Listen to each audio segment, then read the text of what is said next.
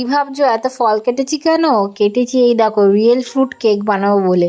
এই কেকটা আমি যার জন্য বানাচ্ছি, মানে আমাকে যে অর্ডার করেছিল সেই দিদিটা অলওয়েজ এগলেস কেক নেয় আর ভিতরে কোনো ক্রিম যায় না, কারণ দিদিটা ভেজিটেরিয়ান এবং সে যাদেরকে গিফট করে তাদেরকেও এগলেস কেকই গিফট করে। এটা একটা গিফটিং পারপাসই ছিল।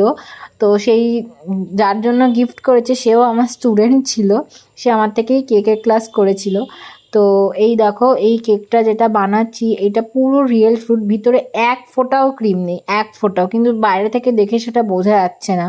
আর ওপর দিক থেকে দেখো আমি কিউই দিয়েছি, ম্যাঙ্গো দিয়েছি, বেদানা দিয়েছি, তারপর রিয়েল চেরি দিয়েছি।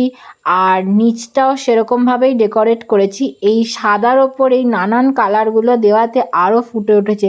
দারুণ দারুণ সুন্দর লাগছিল সামনে থেকে। তোমরা ভিডিওতে কতটা বুঝতে পারছো আমি জানি না, কিন্তু সত্যি খুব সুন্দর লাগছিল। তোমরা কমেন্ট করে জানিও কেকের লুকটা কেমন হয়েছে।